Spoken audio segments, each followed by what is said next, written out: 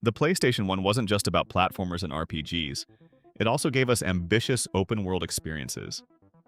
Today, we're diving into the most surprising PS1 open-world games worth revisiting. Control. Autodestruct blends fast-paced driving with explosive, open-ended missions. Unlike typical racers, it throws you into a chaotic world where you're tasked with vehicular combat, freedom of movement, and exploration. The open maps let you chase down enemies, discover shortcuts, and engage in destruction with style. It's not a traditional sandbox, but its mission design encouraged experimenting with speed, weapons, and routes. The game feels like a mix of Twisted Metal and GTA before GTA 3 even existed. Its destructible environments and fast arcade-like pacing made every level unpredictable. Though often overlooked, Autodestruct deserves recognition as one of PS1's daring attempts to give players a sense of freedom within a high-octane world at the top. Hard Rock Cab takes a quirky approach to open-world driving. You're a taxi driver navigating eccentric passengers across vibrant city streets, each with their own stories and demands. Unlike structured racers, you freely roam the city, taking fares at your own pace. The mix of comedy and freedom makes it stand out.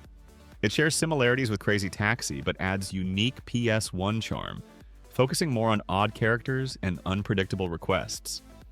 The environments, while limited by hardware, still provide enough variety to feel alive. Driving through traffic, picking routes, and balancing speed with precision kept players engaged. Hard Rock Cab's lighthearted take on freedom and humor gave the PS1 library a refreshing open-world experience often forgotten today. Cabela's Ultimate Deer Hunt on PS1 is an open-ended hunting simulation that gave players large natural areas to explore. Instead of linear levels, you're free to track deer across forests and open fields, using stealth and patience. The game relies on observation, planning, and survival-like immersion rather than fast-paced action. Unlike many PS1 titles, it rewarded calm exploration and realism. Tracking animals felt like unraveling a puzzle of scent, sound, and movement. You could choose hunting grounds, adjust strategies, and test your aim, creating a sandbox feel within its natural environments. It wasn't flashy, but for fans of open outdoor experiences, this title offered a surprisingly deep taste of open-world freedom that was rare on the PlayStation 1. Courier Crisis is all about navigating a living city as a bicycle messenger. You take on timed deliveries across expansive streets, filled with pedestrians, traffic, and shortcuts. Its semi-open world layout encouraged creative routing, letting players carve their own paths to success. The humor comes through in exaggerated physics and wacky city life, but the freedom to decide how to reach your destination is what made it special. Unlike linear racers, you're constantly exploring alleyways, ramps, and corners of the city, balancing risk and reward.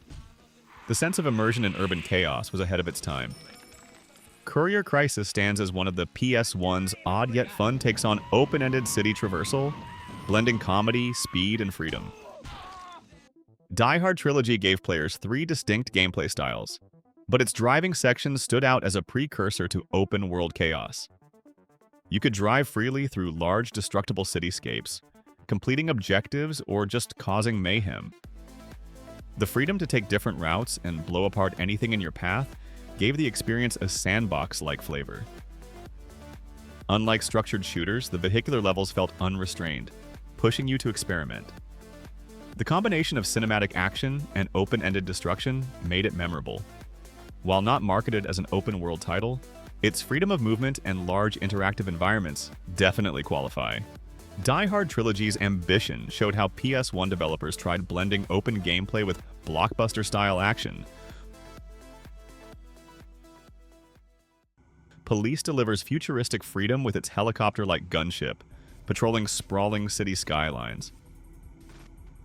You're tasked with missions across massive urban environments, but the true thrill comes from the ability to freely fly and explore.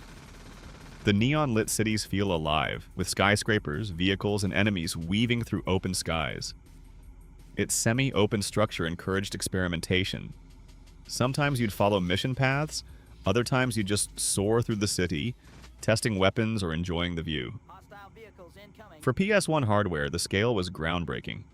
It felt like a precursor to later open-world sci-fi games. Blending aerial combat, immersive atmosphere, and large urban zones, G-Police gave players freedom rarely seen at the time, making it one of PS1's most ambitious open-ended experiences.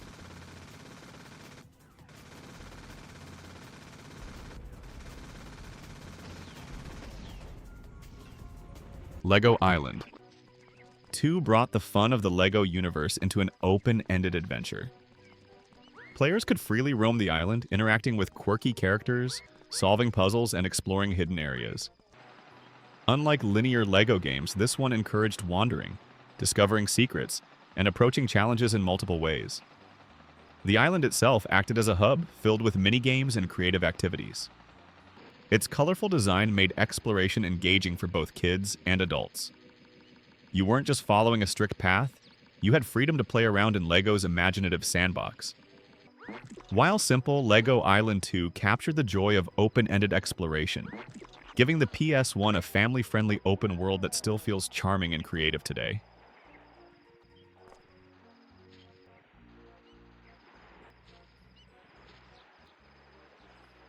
Terracon gave players large, sprawling alien environments to explore, blending third-person action with open-ended exploration. You play as a clone soldier, fighting across desolate planets, using jetpacks and weapons to traverse expansive levels. The freedom to explore these alien worlds, discover hidden areas, and engage enemies on your terms gave it a sandbox feel.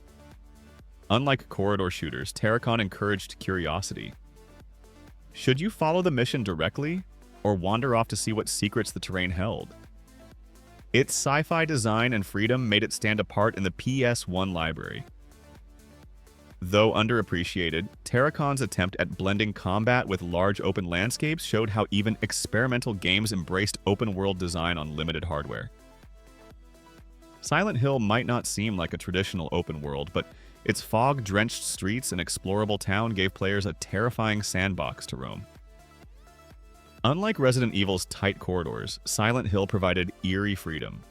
Players could wander streets, peek into buildings, and feel completely isolated in its oppressive atmosphere. The open-ended design enhanced its horror, leaving you disoriented and unsure where to go next.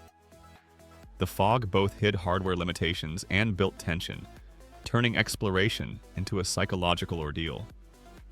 Silent Hill's semi-open world was groundbreaking, showing that freedom could amplify horror.